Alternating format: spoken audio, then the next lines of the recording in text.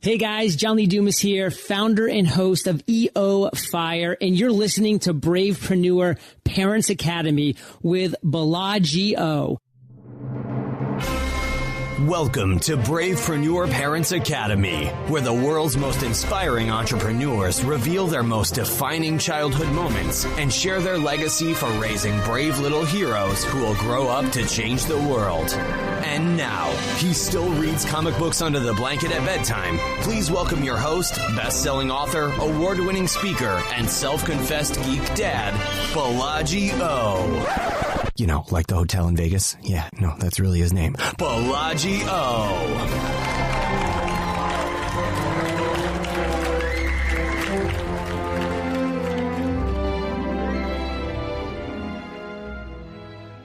All right, hello, Bravepreneur parents. I have a very exciting conversation with you today. We're going to be talking to Sanja Tesic. And Sanja is originally from Yugoslavia. She lives in Australia, and boy, does she have a story to tell. From surviving the war in Yugoslavia and emigrating to Australia, she went from child refugee to child motivator. She's going to teach us how to go from a victim mentality to a victor mentality. This lady is charismatic. She's got hilarious stories, and she's going to give you some insight into a world that perhaps you've never seen. I'm so excited to be talking to this lady right now. Please help me welcome Sanja Tesic. Welcome, Sanja. My pleasure. I'm so chuffed to be on your show.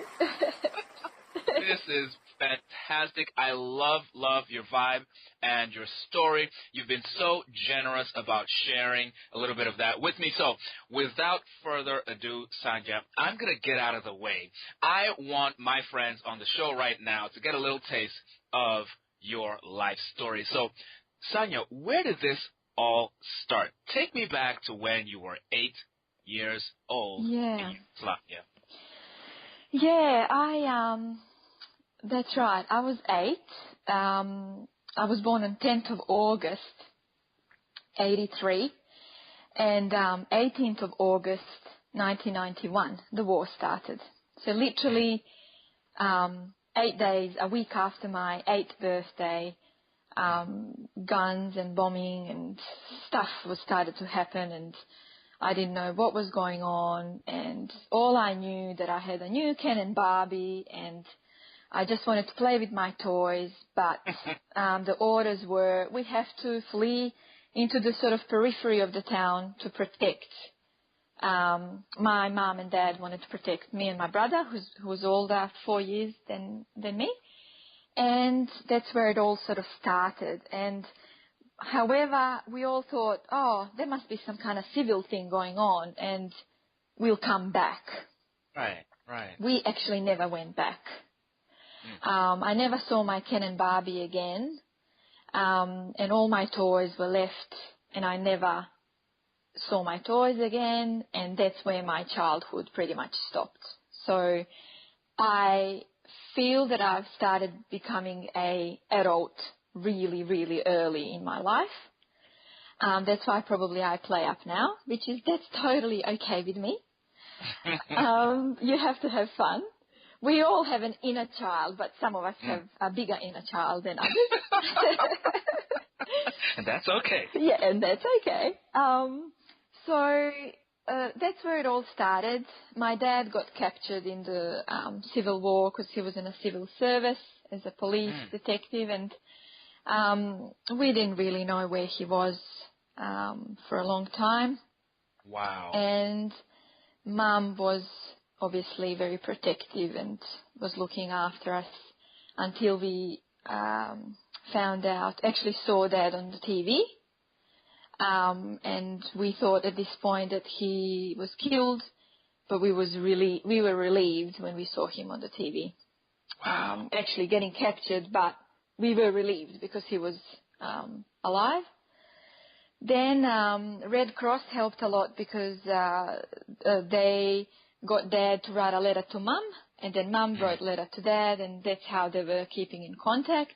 It was a very, very short letter, and every single letter from Dad to Mum said, dear look after the kids. So you can imagine what responsibility my mom had. She was only 31 at this stage. Wow. And she had this huge responsibility on her shoulders, to make sure that we have food and that we are, well and healthy until one day Dad comes back.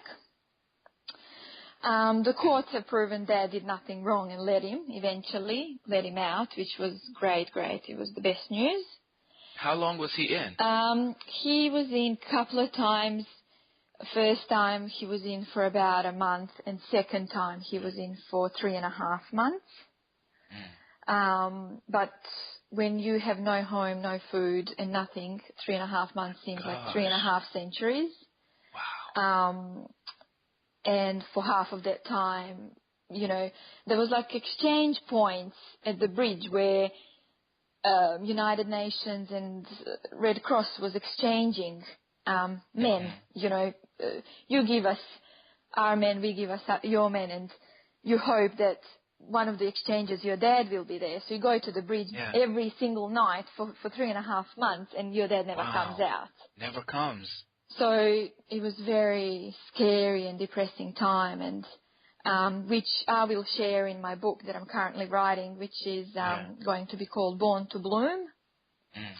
Because I believe despite all of that, we do have a birthright, to actually bloom in life, despite whatever happens to us. And not only bloom once, but to continuously bloom. We were refugees from 91 to 96 in different countries. And in that time, I changed 5 schools. That was one of the worst things in my childhood, because the reason being, and it's a company with a big site right now actually, because every single year or half of a year, you come to the school and you're always a new kid on the block. Right. And we've all been that new kid. Yeah.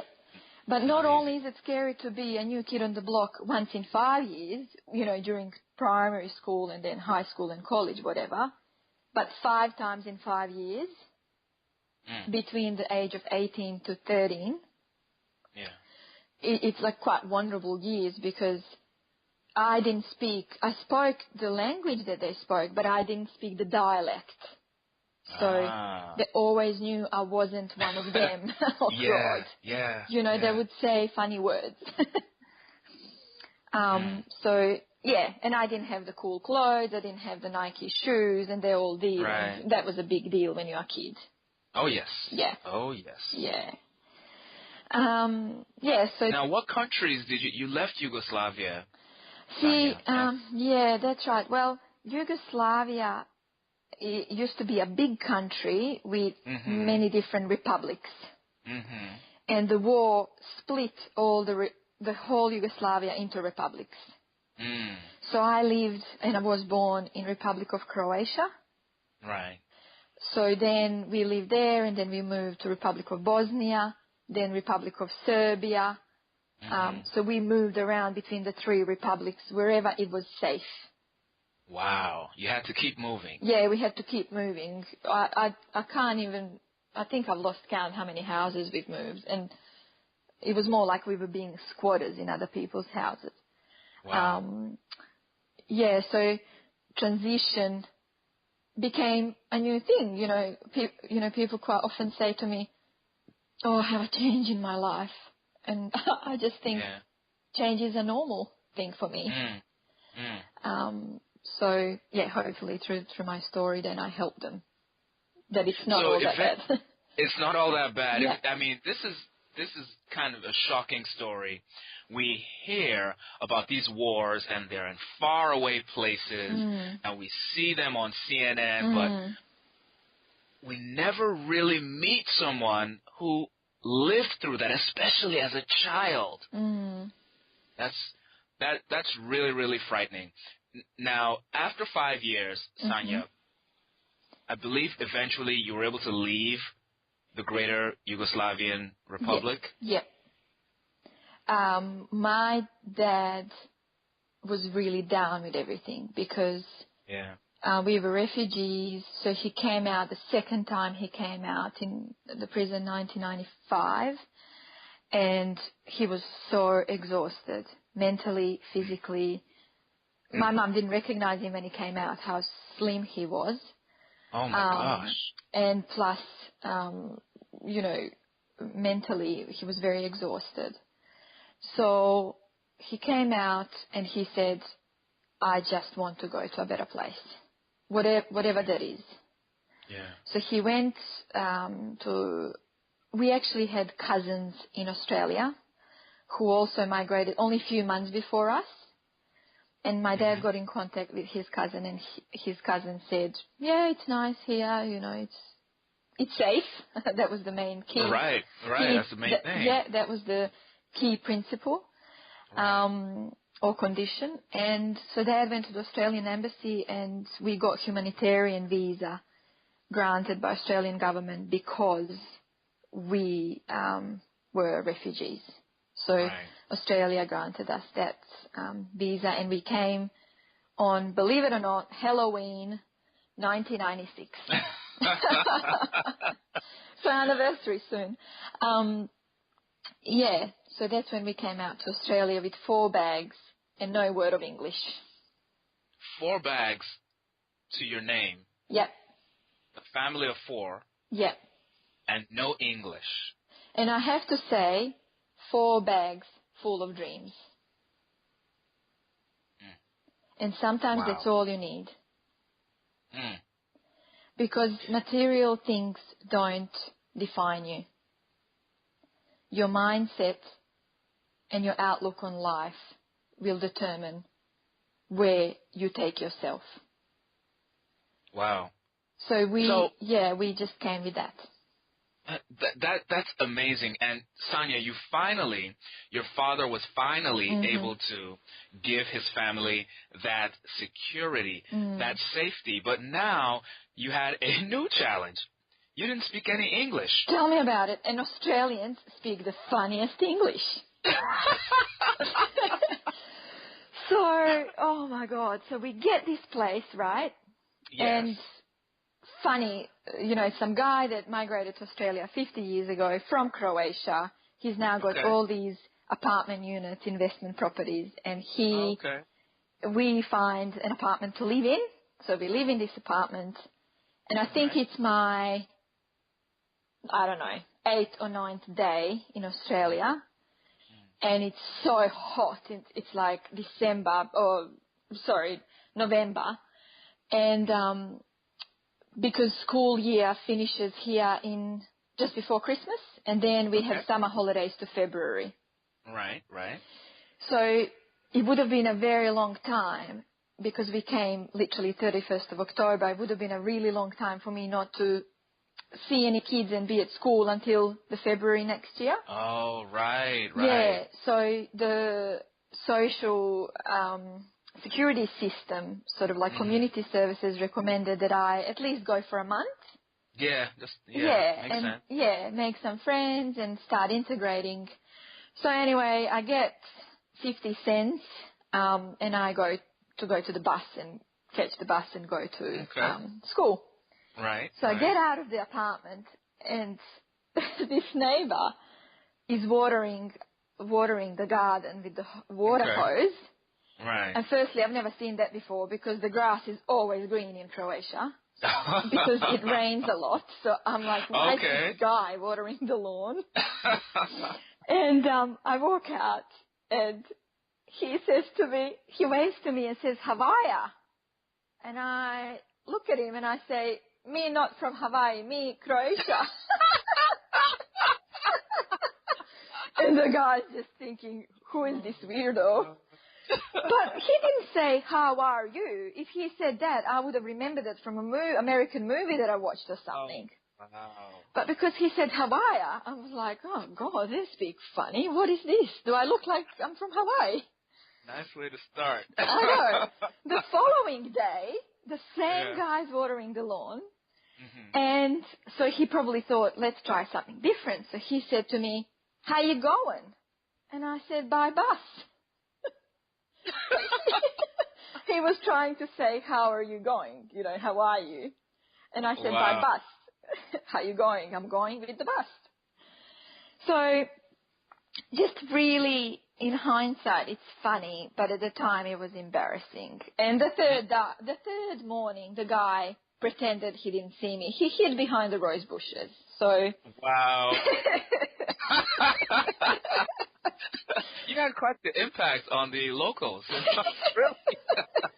This little alien has come to my neighborhood. That is hilarious. So, I mean, when you got to school, well, the classes were taught in English and all. How did you assimilate? How did you learn? I wasn't the only one because it was called ESL, English Second Language classes, okay. and there were other kids. Like there was like a Russian boy and kids from Chile and Mexico, okay. you know, different, or Iran, Iraq. So we were all in the same boat. It's just, it was quite weird because we couldn't even communicate in English, but we couldn't communicate on our first language because we were from different countries. Wow. But it was really interesting looking back at it. We used a lot of body language. And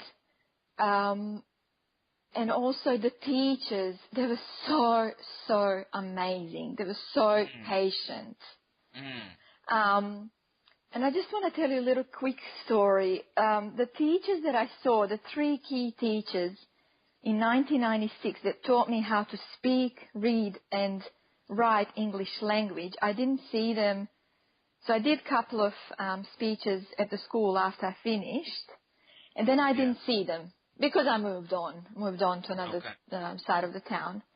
Right. And about 2 months ago now, I decided one morning to go and write my book in a cafe next to a river. And I was sitting in this cafe, and I noticed someone coming towards my table and sat next to my table. And I didn't think anything of it. I was writing, but someone shouted my name. And someone shouted, Sanja! And I sort of like jumped, turned around. And exactly since 1996 or 7 to 2015, it was the 3 teachers having coffee. Wow. Wow. And they were retired. They're retired now. And they said to me, oh, my God, we haven't seen you in 17 years or something, or 18 years. And I said, oh, my God. And first thing they said, your English is fine. We've done well. And then I almost fainted because it was so bizarre. And what I took from it was I'm on the right path. They're just my sign along the way. I'm writing my book, and they're just a sign along the way that I'm on the right path. Wow. And they invited me to have coffee with them, and I did, because one of them had a birthday. That's why they got together. And I took the opportunity to ask them whether they would proofread my book once it's finished. Okay. And they said, we can't say no, because we want to make sure that your grammar is correct. Once a teacher, always Exactly. I love them to bits. I'm so glad they re-entered my life. That's an amazing story. And your English is superb now. I'm sure it was by the time you graduated from college or university. Can you maybe share some stories about the process of going from speaking no English to becoming more fluent? What was it like in school? How did the classes go? When I was in the ESL classes, that was fairly comfortable. But once I went into the mainstream, I think I withdrew. I again was a new kid on the block because I went to a new school, and I was a bit shy because these were real Australian kids. And it was really scary, actually. And they used slang words. where teenagers. Yeah, where in the English classes, the teachers were so proper and they were using grammar. And then what actually started happening when I went into the mainstream, the Australian-born kid would turn around and say to me, "Hey, Sanja, how do you spell such and such word?" I'm thinking, "You're asking me? I've only been here for a year." Or they would say to me, "Do you put apostrophe on, classes?" And I said, "Well, you only put apostrophe if it belongs to something." So I started teaching them. You were teaching, come on. You were teaching them English. What did I get myself into? Oh, my God. That is great. Yeah, it was just so funny. But the hardest thing was, for example, getting on the bus those first few days. I just had 50 cents, and that's how much the ticket was. And I would get in. I almost felt disabled, impaired or something. The bus driver was always kind, but he would say something to me, and I would know what he's saying. All I would know that I need a ticket for 50 cents. So things like that, for example, or because it's very hot here, almost passed out one day because I didn't know that you really should be carrying a bottle of water everywhere because it's really hot in December, January, February. And I went on a little outing with a couple of girls that I met, and I was just so dehydrated. And the sprinklers, the grass sprinklers turned on, so I just dived under. And someone was probably watching through the window, but I didn't care. I survived. That is too funny. But, those things, now looking back, I'm a survivor. I really am, It was the simple things that made a big difference. Wow. But you know what the scariest thing was? Phone. A phone would ring at home, and Mum and Dad wouldn't touch it because they wouldn't know who it is on the other line. It might be someone that speaks English. Oh. So they would say to me and my brother, you answer it because you know better English than we do. And we're like, we don't know nothing. So everybody's arguing about who should pick up the phone. So it was just very challenging, very challenging. But that's okay. Sanja, Sanja, you started at some point to speak. Your English got so good that you started to speak to kids and motivate kids. How did you get onto that path? Because now you're doing school assemblies, you're going to universities, you're talking to kids and young adults everywhere. How did you go from being this kid who struggled with English and was embarrassed to get on the bus to actually public speaking? Something shifted. I think, when we immigrated to Australia, I had 10 months to sort of learn English, 1 year to learn proper English. And I said to myself, well, my mum and dad don't have much money, and if I was to go further after the year, they would have to pay probably for private classes or for private school, I'm not sure, for me to enhance my English a bit better. Right. And I thought, well, I'm not going to waste the time and money. So someone told me, I think it was one of the teachers actually, that I should go home every night and read out loud and hear myself. Okay. And when you hear yourself, then you hear your mistakes. Oh, okay. Yeah, that's good. Yeah, so I did that every night for the 10 months, and my English improved quite a lot. And I would actually highly recommend that to even kids that are born into any language, to read aloud, because it's so powerful. And when they make a mistake, not to correct them, but to give them another go, to read the word again. So I improved a lot, and the graduation was coming up, and then they sort of score each student. And my teacher came up to me and she said, oh, we just would like to tell you that I'll receive some kind of merit award for being the best speller and the best speaker. And I thought, oh, wow. Like, I really wasn't expecting it. And then she said, well, I spoke to the principal and we would really like you to say, to tell your story, how you came to Australia and how far you've come now, only in a year, to other migrant kids who are just coming to the country and you were there a year ago, but they're just starting. Right.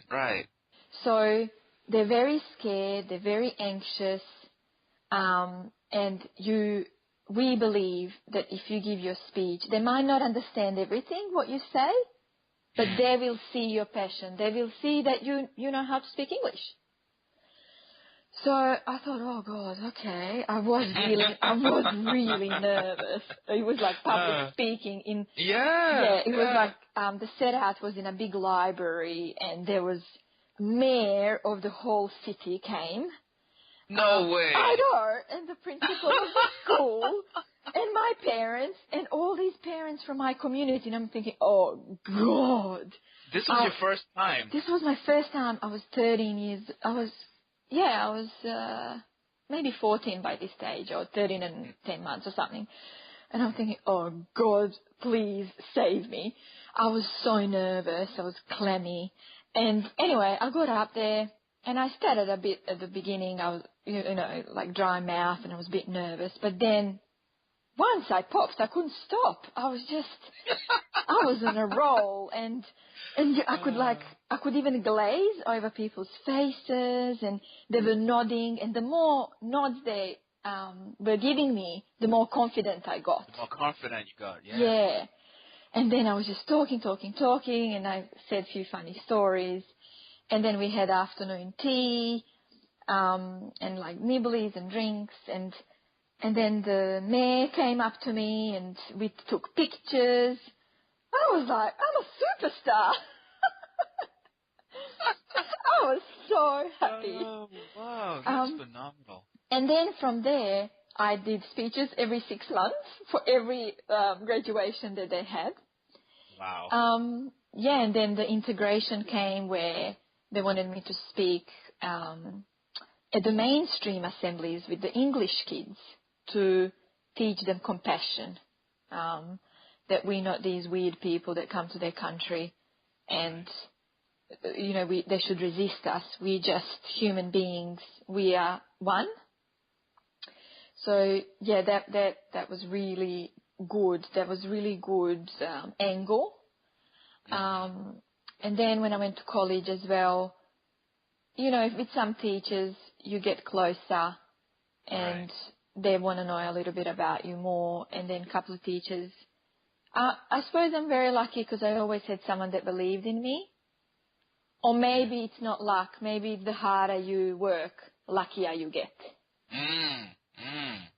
And then someone saw something that I had, and then they would invite me to a graduation ceremony. For the last one I did was for the Diploma of Human Resource Management students. Okay. I gave a speech because I have a degree in Human Resource Management from the University of Notre Dame.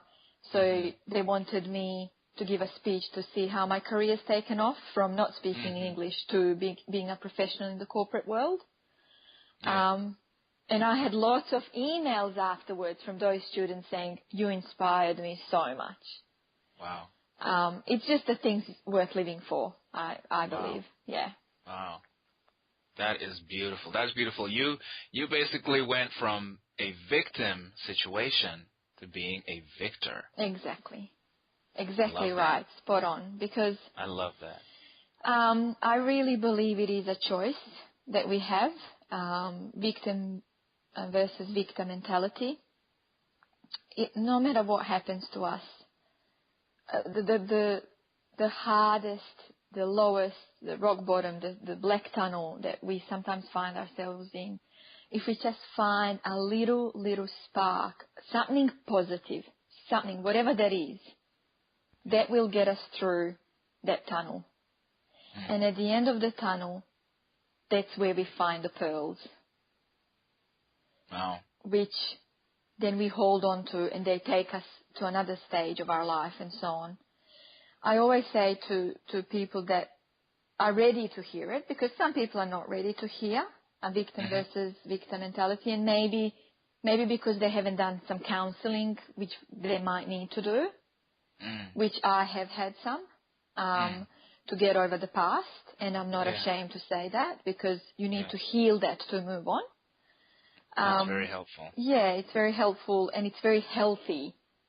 It's healthy. We have a brain doctor. We have when we break our arm, we have a doctor. Well, there's a doctor for everything, so there's nothing embarrassing about seeking help. So that mentality I choose to have. It's my choice. So every morning when we wake up, we have a choice. Yeah. We have a choice of writing 5 things we're grateful for, or 5 reasons why we don't want to get out of bed and, stay under the doona covers. Right. It's a choice. So anything in life, you ask yourself, I feel sorry for myself sometimes. And that's okay, because we're only human. We have emotions. As long as you're not at the bottom for a very long time. That's the difference. So when you're down, that you can pick yourself up. You don't need anyone else. You are your own resource. And you just go up faster than you did last time. Yeah. And I'm a victim. I can do it. I'm a victim. There is something positive in this. I'm here for a reason at the right time. So it's the self-talk that we constantly need to remind ourselves of that will get us through it. Sanja, I'm interested to know what role you feel your mom and dad played in helping you to have the mental strength to really keep going as a child. They could protect you physically. Yeah. At least they could do the best they could to keep you safe.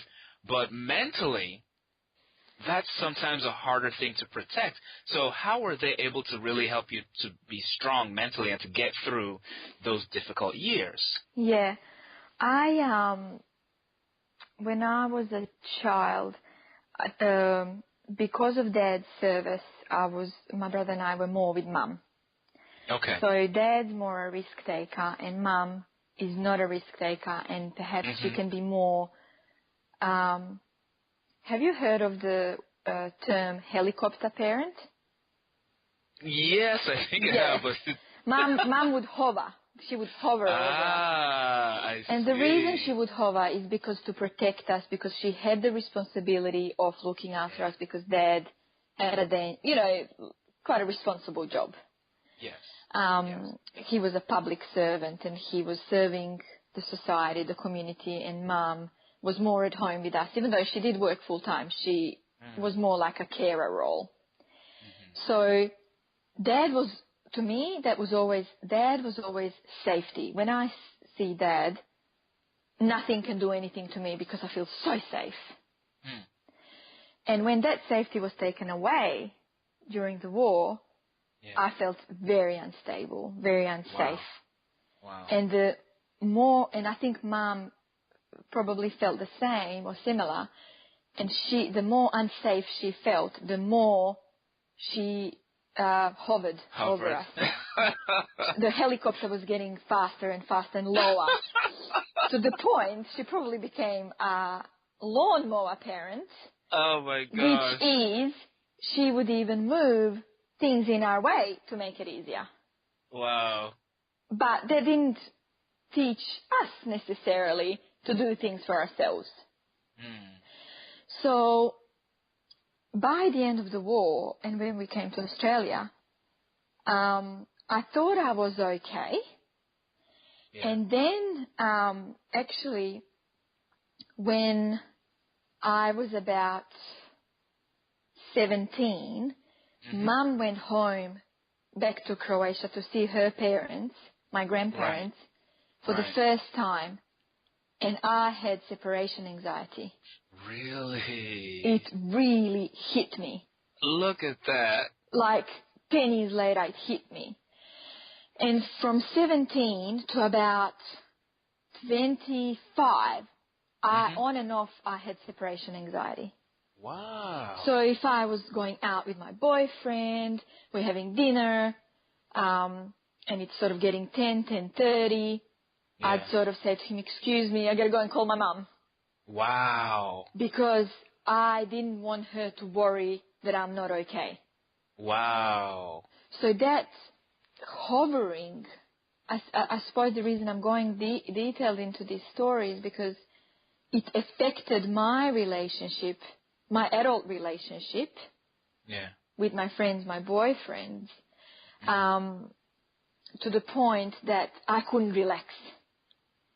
Wow. I couldn't relax because I always thought, is mum thinking, am I okay? Yeah, yeah. But then also constantly feeling guilty if I didn't call her. I see. Yes, it was like a vicious circle. Then when I got engaged and was moving out of home and so on, my brother moved out before me. He got married before me.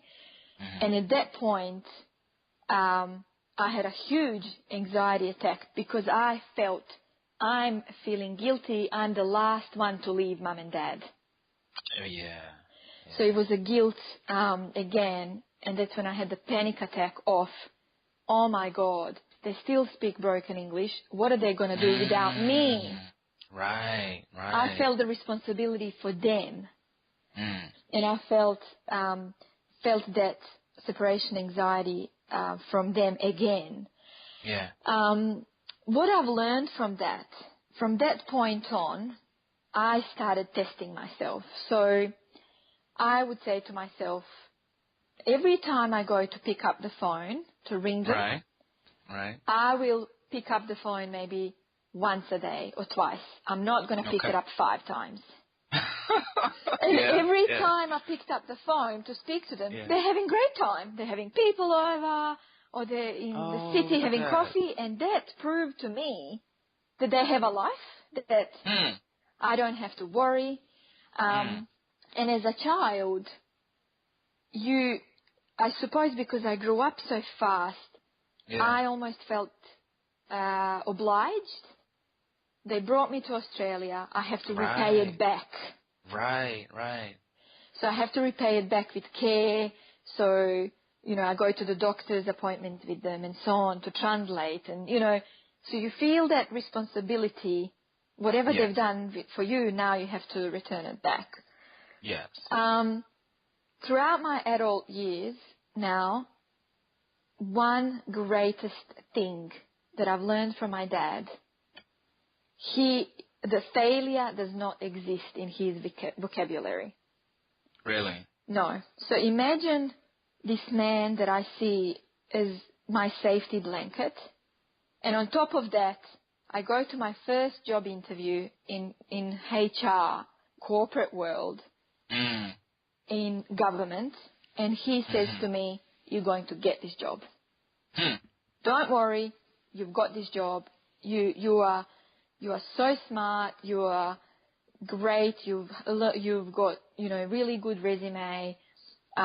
You've dressed really nicely. You're polite. Just be yourself, and you'll get the job. Yeah. I go to the job.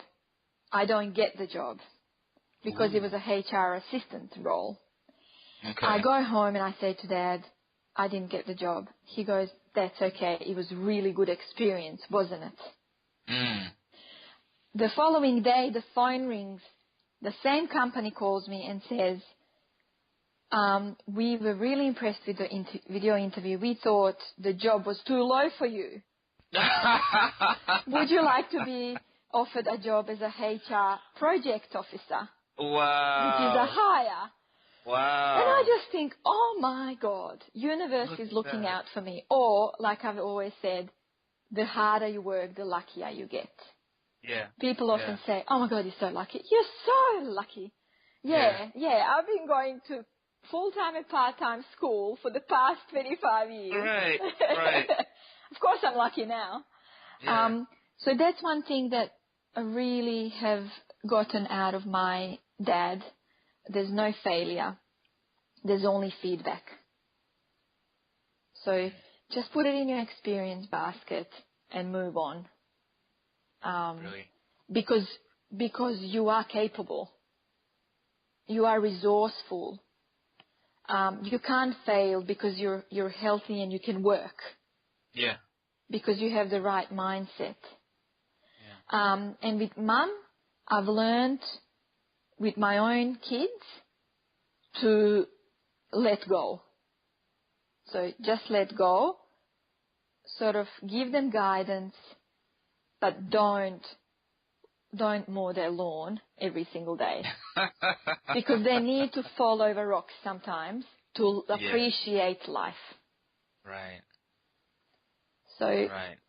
Even though the mum's side sounds a bit more, it's perceived maybe from my point of view as a little bit negative because of the separation anxiety, but I do not blame my mum at all because it was situational. That's she right. did that to protect us in a war zone. That's right. And when she came to Australia, she kept doing that because it was a foreign country. She didn't know any different. Right. She didn't know any different. So I thank her for keeping the family together because I think a strong woman can do that really well, keeping the home together. And I'm sure I'll be able to do that for the rest of my life with my family. Yeah. Because of those values that they've passed on to me. Incredible.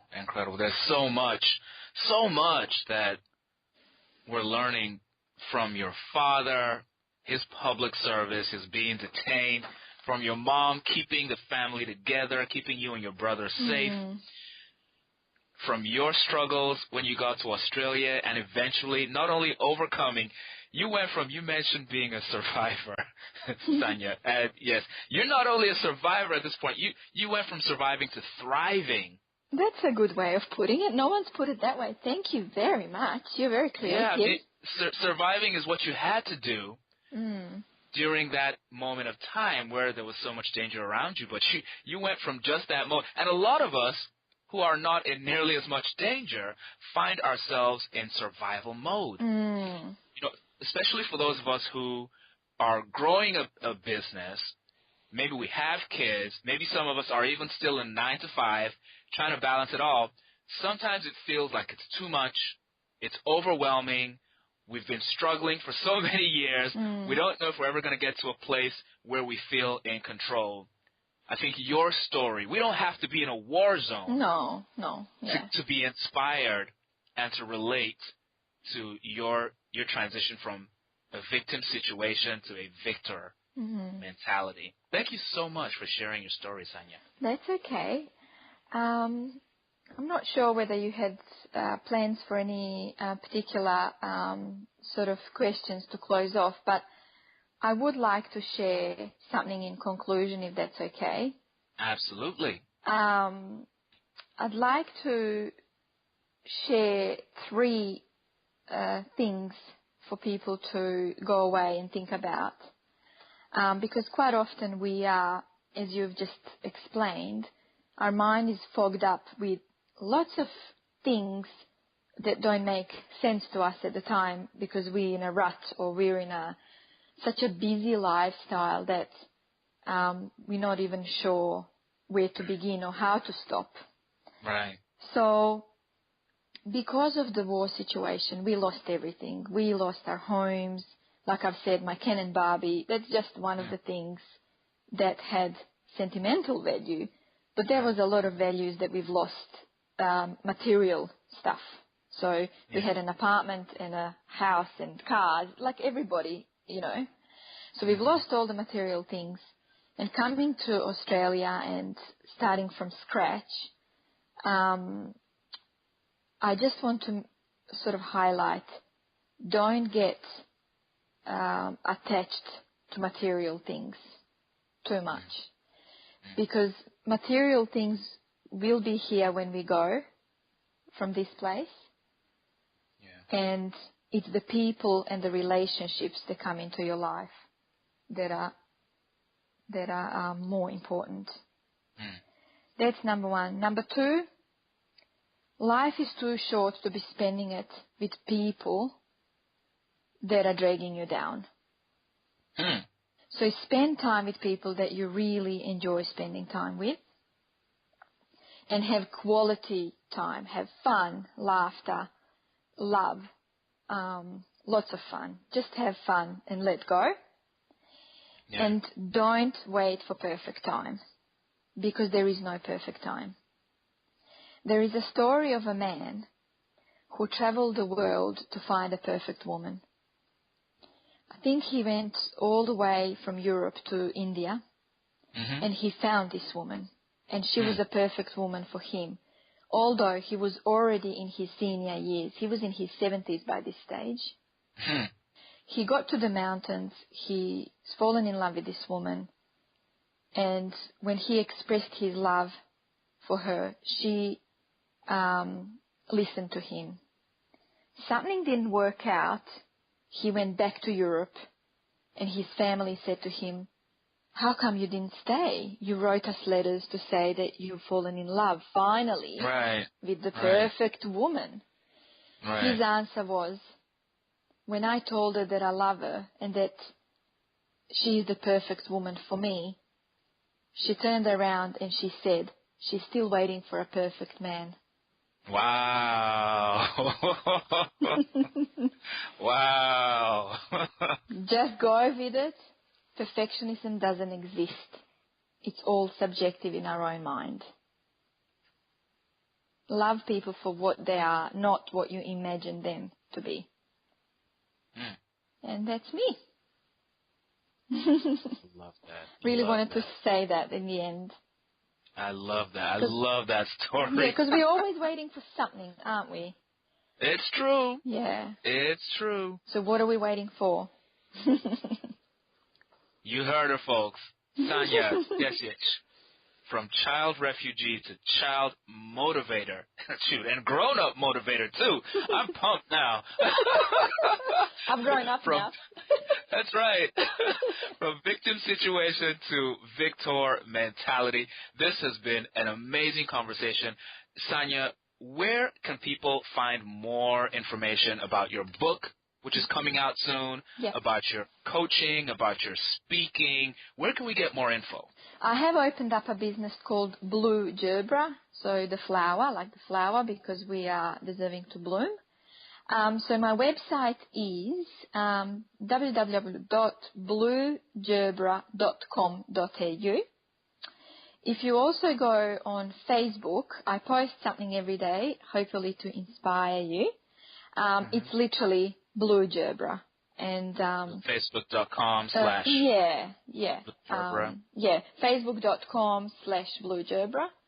So you can connect with me through there, and you'll see my email address. If you've got any questions, I'm more than happy to answer any questions for you. I also have launched a free ebook a couple of weeks ago, actually, which you can download from my website. It's totally free for you, and it's focusing on for you to identify what your values are in life, your personal values. Once you know what your personal values are, you start living in line with your values, and you will have a happy life. So that's a resource for you. Love it, love it. Thank you so much, Sanja. I'm going to spell your URL for folks. It is Blue Gerbera. That's Gerbera. Yeah. Blue as in the color, BLUE, Gerbera. So bluegerbera.com.au, or on Facebook, it's facebook.com/Blue Gerbera. Sanja, thank you so much. And folks, if you want to get Sanja something for Christmas, you got that new Ken and Barbie coming out. Good one. This has been a lot of fun. Thank you. And friends, we will see you tomorrow on another episode of the Bravepreneur Parents Academy. Until then, up, up, and away. Thanks for supporting my dad's show.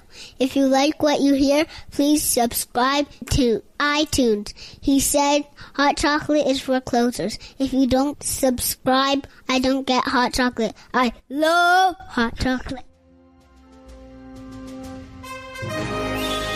Fear not. Although this chapter of Bravepreneur Parents Academy has come to its conclusion, we have many more adventures for you and your brave little heroes. Head over to bravequest.me for access to the Brave Quest Journal, an interactive activity playbook that rewards your little ones with points for accomplishing tasks that build character and unleash your child's inner superhero all before bedtime. We look forward to having you join us for more adventures next time on Bravepreneur Parents Academy.